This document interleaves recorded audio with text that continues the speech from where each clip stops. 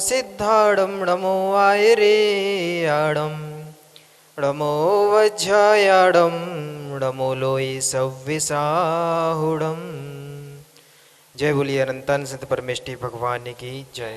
आचार्य गुरुदेव 108 विशुद्ध सागर जी महाराज जी की, मुनि श्री 108 सुप्रभ सागर जी महाराज की, मुनि श्री 108 प्रणत सागर जी महाराज की। एक बार पुनः समीचीन प्रश्नों के सम्यक समाधान हेतु तो मुनि श्री के समक्ष हम मौजूद हैं। मानव मन ऊहापोह प्रश्नों का मन होता है। तमाम तरह के प्रश्न इस मानव मन पर उठते हैं और उसके सम्यक समाधान हेतु पूज्य मुनि श्री सुप्रभ सागर जी महाराज सारी जिज्ञासाओं के समाधान करते हैं। आचार्य गुरुदेव विशुद्ध सागर जी महाराज के सुयोग्य शिष्य मुनि श्री सुप्रभ सागर जी महाराज के द्वारा किए गए वह सम्यक समाधान सिर्फ जिज्ञासा को ही शांत नहीं करते हैं, बल्कि एक जीने की प्रेरणा भी देते हैं। कैसे इस संसार में ऊहापोह भरी जिंदगी में शांति का जीवन जिया जा सके, मन को शांत करके चित्त को स्थिर करके आनंदित जीवन कैसे जिया जा सके, तो एक जीने की कला भी मुनि श्री के समाधानों में प्रस्तुत होती है। भारत के विभिन्न क्षेत्रों से विभिन्न माध्यमों के माध्यम से लोग समाधान हेतु विभिन्न माध्यमों से ऑनलाइन व्हाट्सएप आदि के जरिए प्रश्नों को प्रस्तुत करते हैं और मुनि श्री बड़े ही सरल और संक्षिप्त शब्दों में उन गूढ़तम प्रश्नों के उत्तर देते हैं। आगमुख प्रश्न हो, प्रथमान योग के हों, द्रव्यान योग के हों, कर्णान योग के हों, चरणान योग के हों, सैद्धांतिक हों या जीवन से संबंधित हों, सारे प्रश्नों के उत्तर मुनि श्री बड़े ही सरल और सहज शब्दों में देते हैं। ऐसे मुनि श्री सुप्रभ सागर जी महाराज के चरणों में चलने हेतु मैं मुनि श्री प्रणत सागर जी महाराज से के चरणों में नमोस्तु करते हुए मुनि श्री से निवेदन करता हूँ कि आगे की कार्रवाई मुनि श्री प्रणत सागर जी महाराज संभालें। इसका संचालन मुनि श्री करें। नमोस्तु महाराज। ओम नमः सिद्धेभ्य पंच परमेष्टि भगवान की जय। परम पूज्य आचार्य भगवंत गुरुवर विशुद्ध सागर जी मुनि महाराज जी की, परम पूज्य मुनि श्री सुप्रभ सागर जी महाराज जी की।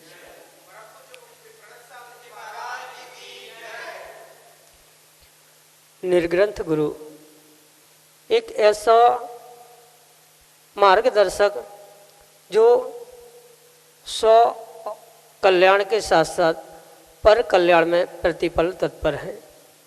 ऐसे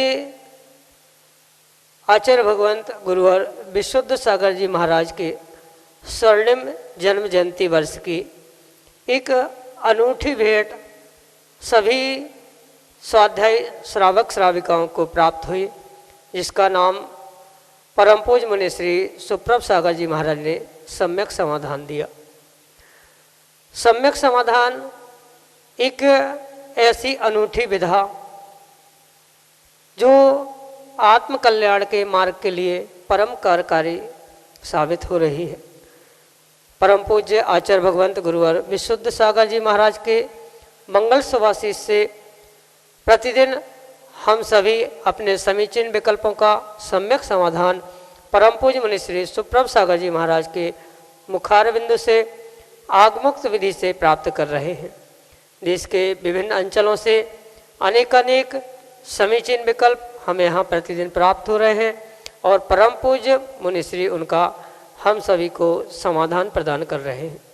प्रारंभ करते हैं आज का सम्यक समाधान। और आज का पहला विकल्प बड़ा गांव धसान मध्य प्रदेश से श्रीमती विद्या जैन परम पूज्य मुनि श्री के चरणों में बारंबार नमोस्तु निवेदित करते हुए अपना समीचीन विकल्प रख रहे हैं कि गुरुदेव अनंतानुबंधी कसाय की सही व आगम्य युक्त परिभाषा क्या है। यदि हम किसी व्यक्ति से 6 माह से अधिक तक नहीं बोलचाल करते तो क्या वह अनंतानुबंधी कसाय कहलाएगी। हमारे समीचीन विकल्प का सम्यक समाधान करने की अनुकंपा करें। नमोस्तु महाराज जी, नमोस्तु। ओम नमः सिद्ध परम पूज्य आचार्य भगवान गुरुवर विशुद्ध सागर जी महाराज की, परम पूज्य मुनि श्री सुप्रभ सागर जी महाराज जी की। आगम में आचार्य भगवंतों ने 4 प्रकार की कषाय बताए। अनंतानुबंधी, अप्रत्याख्यान वर्ण, प्रत्याख्यान वर्ण और स्वंजलन। इन चारों की अपेक्षा से 4 कषाय 16 प्रकार की हुआ करती, जो हमें अनंत काल तक इस संसार में बांधकर रखती है। ऐसी वह क्रोध, मान, माया, लोभ रूप जो आत्मा की परिणति है, उसे ही अनंतानुबंधी कषाय का।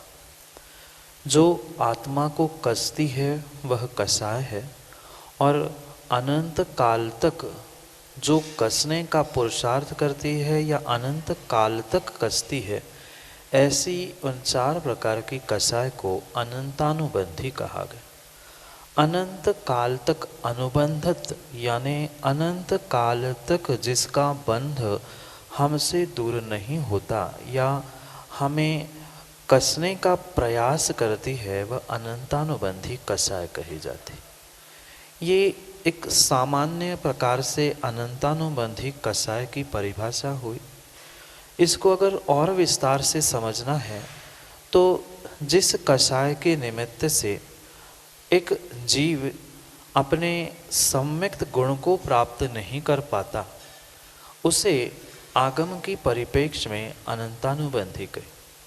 प्रत्येक कषाय का अपना अपना लक्षण कहा जाता है, और ऐसे ही इन 4 कषायों में अनंतानुबंधी कषाय का लक्षण कुछ है तो मात्र 6 महीने का बहिरंग काल ही नहीं, अपितु सम्यक्त से विमुख करने की शक्ति जिस कषाय में है, उसका ही नाम अनंतानुबंधी कषाय है। अगर तीसरे प्रकार से उस अनंतानुबंधी कषाय को हमें समझना है तो जो 6 महीने से अधिक काल तक हमें उस कषाय रूप परिणति होने का जो परिणमन चल रहा है, उसे भी हम अनंतानुबंधी कषाय कह सकते। 3 प्रकार से अनंतानुबंधी की हम परिभाषा कर सकते हैं। पहली, जो हमें सम्यक दर्शन से या सम्यक्त्व से दूर कराती है।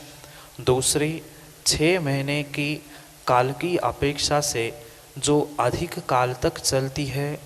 तीसरी, जो अनंत प्रकार के या अनंत संसार को बढ़ाने वाली, अनंत काल का अनुबंध करने वाली ऐसी जो कषाय है, उससे भी हम अनंतानुबंधी कषाय कह सकते।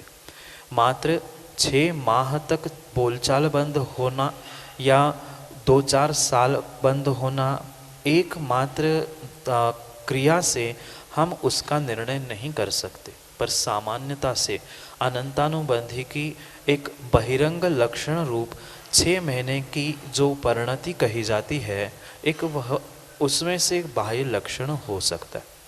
क्योंकि कई बार ऐसा भी देखा जाता है, कोई व्यक्ति दिखावे के पीछे 15 दिन महीने में बोलने लग जाए, पर अंदर उसके बोलने के परिणाम नहीं है, पर फिर भी दिखाने के लिए कि लोग ये ना कह दे कि इनके भीतर अनंतानुबंधी कषाय है, इसलिए लोगों को दिखाने के कारण वह बोलचाल तो करता है, पर भीतर अगर वह टीस बैठी है कि इसने मेरे साथ ऐसा किया था, मैं समय आने पर दिखा दूंगा।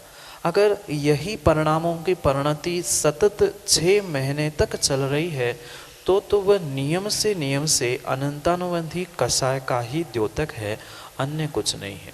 क्योंकि जो अनंतानुबंधी कषाय का काल कहा गया है, 6 महीने से अधिक, चाहे क्रोध हो, मान हो, माया हो या लोभ हो, इन चारों प्रकार की जो अनंत काल को रुद्धिंगत करने वाली या अनंत संसार को बढ़ाने वाली, ये 6 महीने का एक सामान्य रूप से उसका लक्षण बताया दिया गया है। बोलचाल नहीं होने पर भी अनंतानुबंधी हो सकती है और बोलचाल होने पर भी अनंतानुबंधी हो सकती है।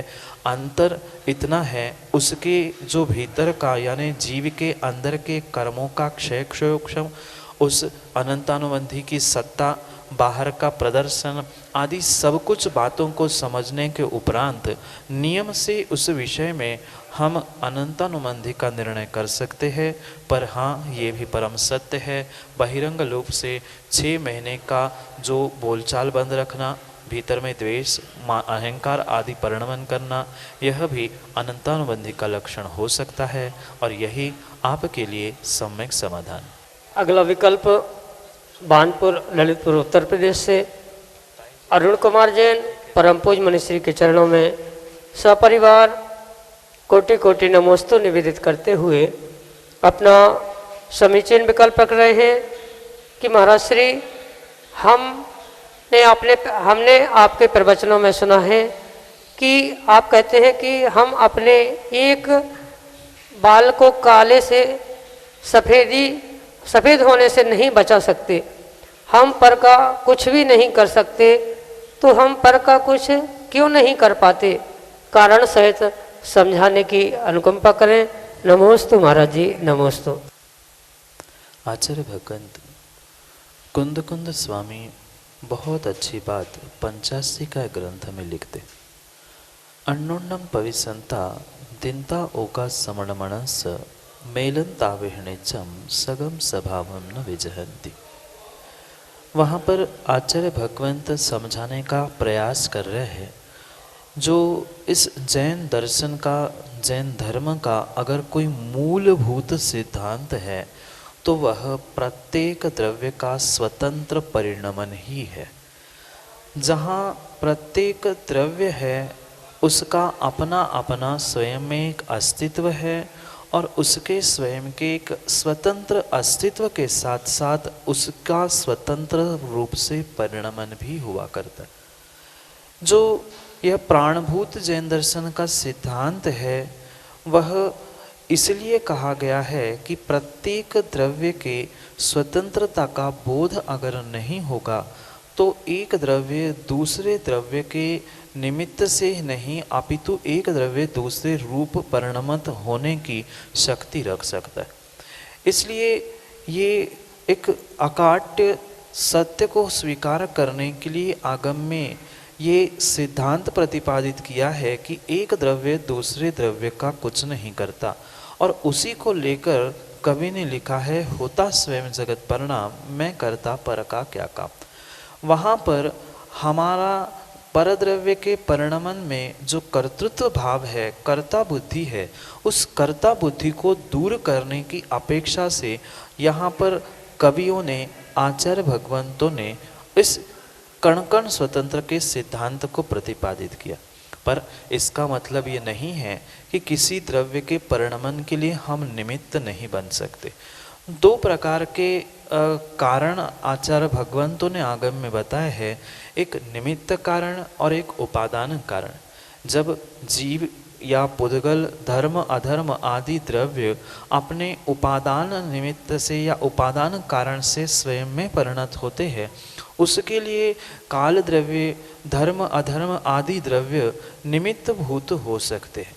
जो आपने विकल्प भेजा है बाल के सफ़ेदी आदि को लेकर, यह प्रवचन का जो व्याख्यान है उस समय पर वहाँ अपने कर्ता बुद्धि से जो हम अहंकार कर रहे हैं कि मैं घर चलाता हूँ, समाज परिवार देश राष्ट्र सब चलाता हूँ, तो उस कर्तृत्व बुद्धि से हटाने के लिए वहाँ पर कहा जाता है कि जब तुम्हारे शरीर का परिणमन तुम नहीं रोक पा रहे हो तो दूसरे के परिणमन को रोकने का जो हमारा कर्तापन है, उसको लेकर जो हमारा अहंकार का परिणमन चल रहा है, उसे मिटाने के लिए वहाँ पर सिद्धांत कहा गया है कि एक सफ़ेद होने वाले बाल के परिणमन को जब आप रोक नहीं सकते तो घर में कोई परेशानी या अन्य स्थानों में कहीं कोई विपरीत कार्य करते हुए उसे ठीक करने का जो हमारा अहम और कर्ता भाव है उसे मिटाने के लिए वहाँ कहा गया है।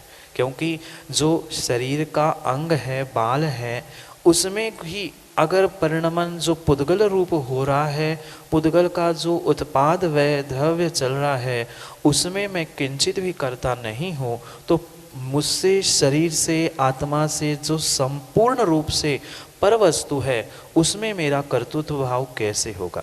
इस कर्तृत्व भाव को मिटाने के लिए ये स्वतंत्रता का व्याख्यान किया गया है, क्योंकि कर्ता बुद्धि जहाँ होगी वहाँ नियम से अहंकार बुद्धि आएगी। और मनुष्य जीवन का सबसे बड़ा अगर कोई शत्रु है तो वह अहम बुद्धि है, अहंकार बुद्धि है। तो उस अहंकार को और कर्तृत्व भाव को मिटाने के लिए जो परिणमन चल रहा है या मिटाने के लिए जो समझाने का प्रयास किया गया है, वहाँ पर उस होता स्वयं जगत परिणाम आदि सूत्रों को लगाकर कण कण स्वतंत्रता का बोध करने के लिए व्याख्यान किया था। और इसी प्रकार से आप भी कर्तृत्व से विमुख हो, निमित्त दृष्टि से भले ही हम घर परिवार आदि के कर्ता हो सकते हैं, पर निमित्त दृष्टि व्यवहार दृष्टि है और उपादान दृष्टि निश्चय दृष्टि है। उस निश्चय दृष्टि को, उपादान दृष्टि को प्राप्त करने के लिए यह व्याख्यान है और ऐसा ही आपके लिए सम्यक समाधान है। अगले विकल्प के लिए हमारे सामने है बाल ब्रह्मचारी प्रिंस जैन लालू भैया टीकमगढ़ मध्य प्रदेश से, जो कि अपना समीचीन विकल्प परम पूज्य मुनिश्री के समक्ष रख रहे हैं। नमोस्तु महाराज जी। महाराज जी, हमारा प्रश्न है कि व्यक्ति जीवन में मोक्ष मार्ग पे आगे बढ़ने के लिए प्रयास तो करता है, पुरुषार्थ कम करता ज़्यादा करता ये नहीं पता, लेकिन महाराज जी उसको असफलता क्यों मिलती है? मेरी शंका का समाधान करें। नमोस्तु महाराज जी। जीवन में प्रत्येक कार्य की सफलता के लिए 3 सकारों की आवश्यकता होती है। सहजता, सहजता के साथ साथ सरलता और सरलता के साथ साथ संवेदनशीलता होना आवश्यक है। जहाँ हमारे परिणामों में, परिणति में सरलता, सहजता और संवेदनशीलता आती है और उसके साथ किया गया हमारा प्रत्येक पुरुषार्थ सम्यक पुरुषार्थ कहा जाता है। क्योंकि ऐसा हो ही नहीं सकता कि कोई जीव पुरुषार्थ नहीं करता हो, पर पुरुषार्थ करने का मतलब ये नहीं है कि वह सम्यक पुरुषार्थ करता। पुरुषार्थ के साथ साथ सम्यक परिणमन या सम्यक पुरुषार्थ वह तभी होना संभव है जब जीव अपने वास्तव में जो भीतर के परिणाम हैं उसे उद्घाटित करने के लिए सरलता से, सहजता से और अपने स्वयं के लिए संवेदनशीलता को लेते हुए अगर निर्णय करेगा तो नियम से उसके पुरुषार्थ को कभी ना कभी फल अवश्य मिलेगा।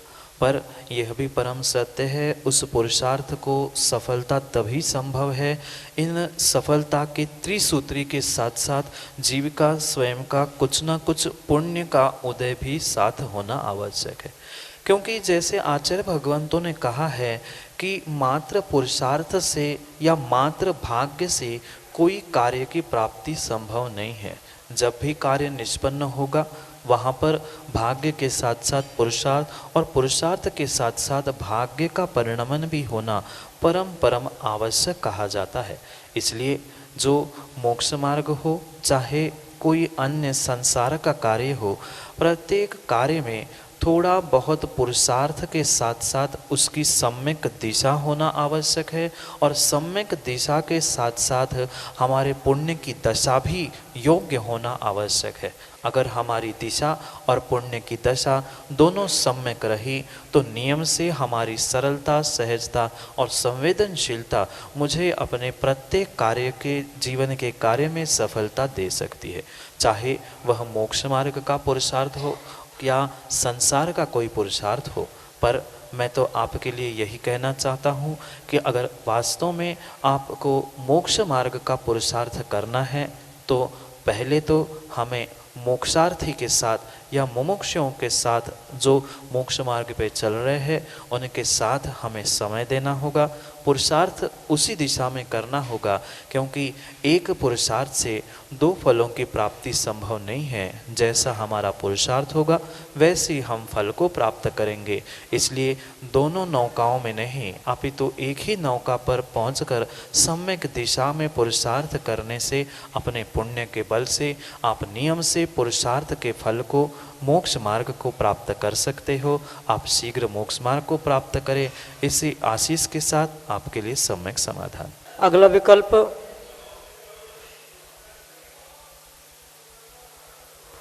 विकल्प गुरसराय झांसी उत्तर प्रदेश से सार्थक जैन परम पूज्य मुनिश्री के चरणों में बारंबार नमोस्तु निवेदित करते हुए अपना समीचीन विकल्प रख रहे हैं कि महाराज जी, जब हम मंदिर जाते समय अभिषेक पूजन आदि के लिए जाते हैं, तब रास्ते में अगर किसी ने छू लिया, हम अशुद्ध हो जाते हैं, तब क्रोध आता है, तो हमें कौन सा पाप लगता है?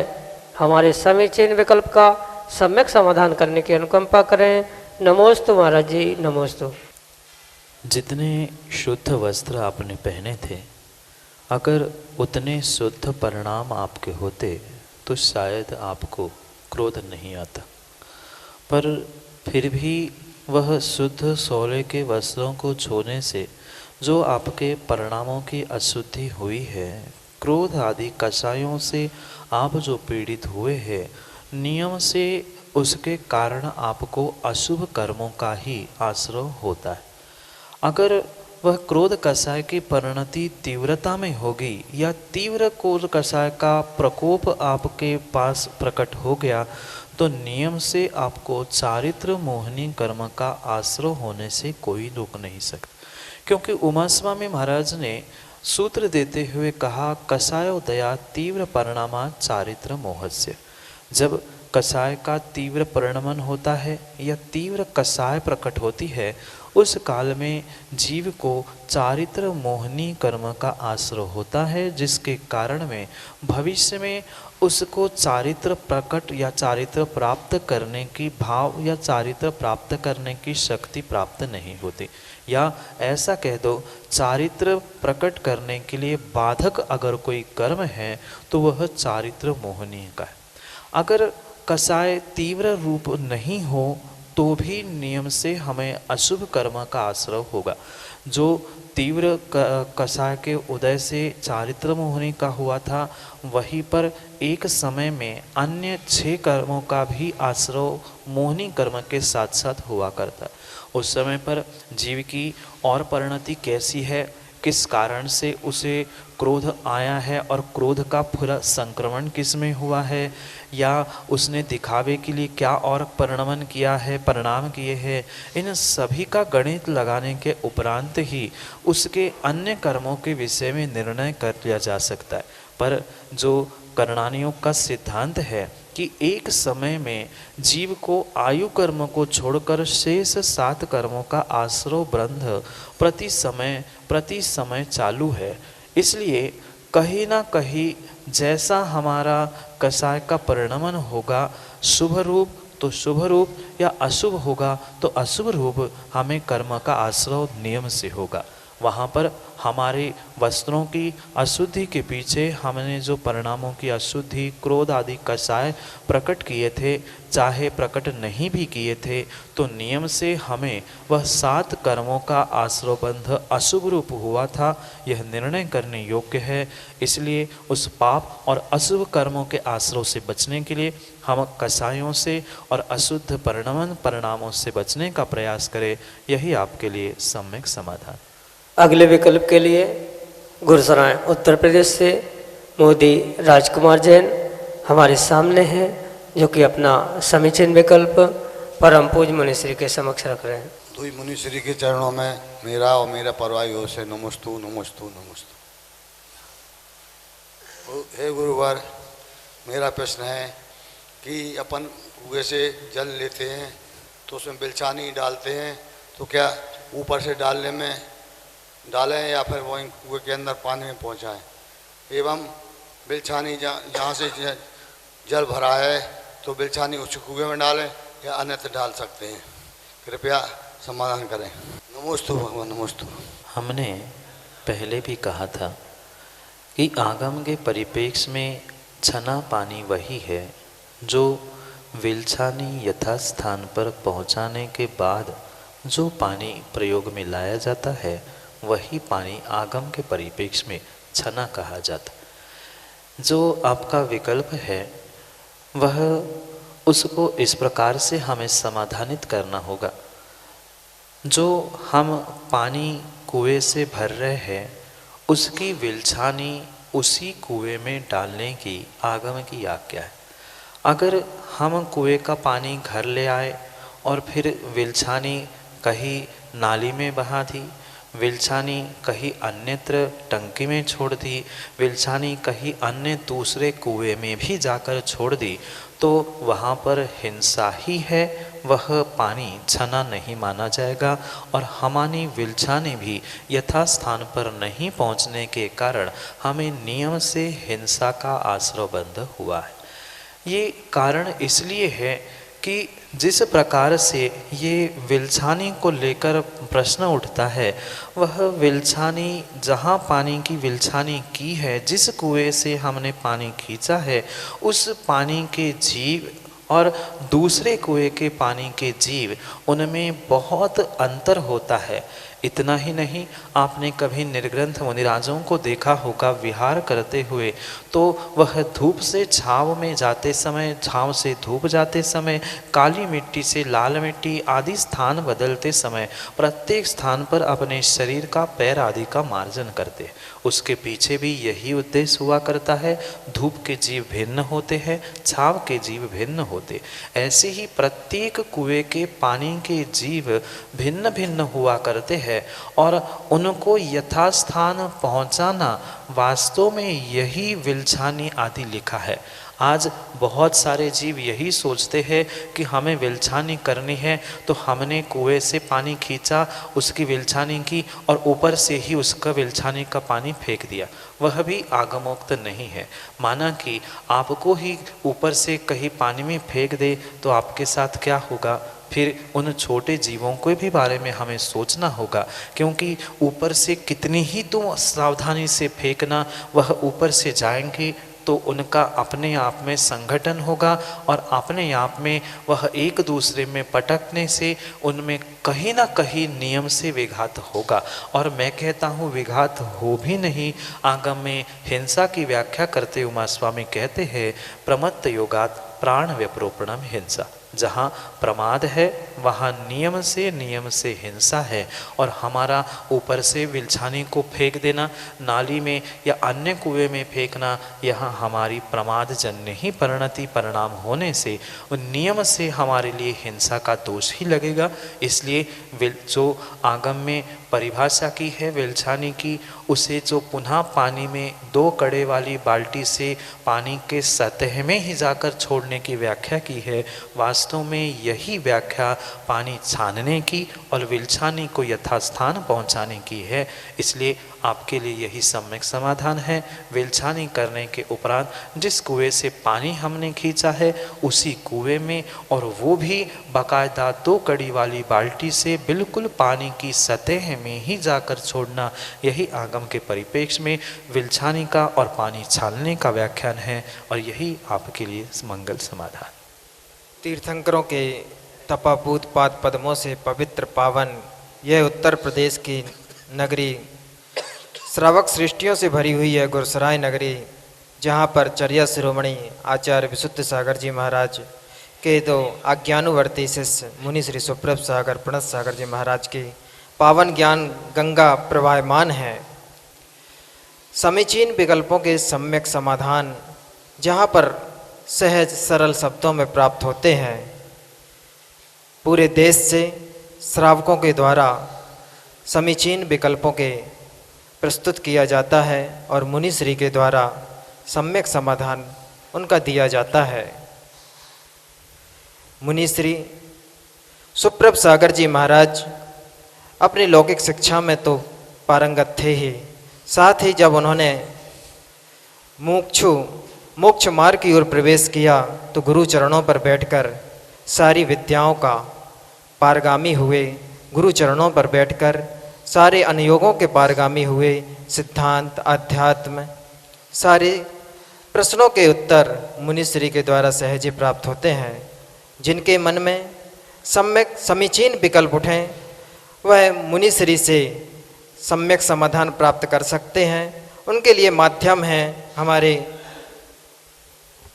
व्हाट्सएप नंबर, जिन पर वह मैसेज करके अपने समीचीन विकल्पों को रखकर मुनिश्री के द्वारा सम्यक समाधान प्राप्त कर सकते हैं। वह नंबर है 8707548811 7415306441।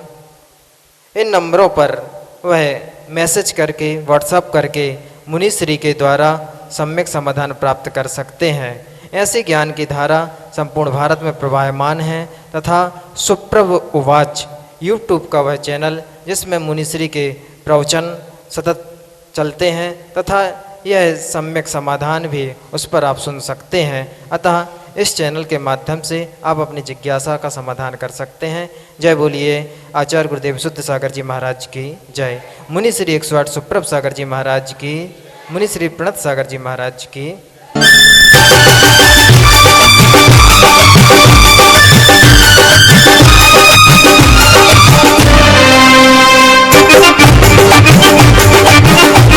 Thank you.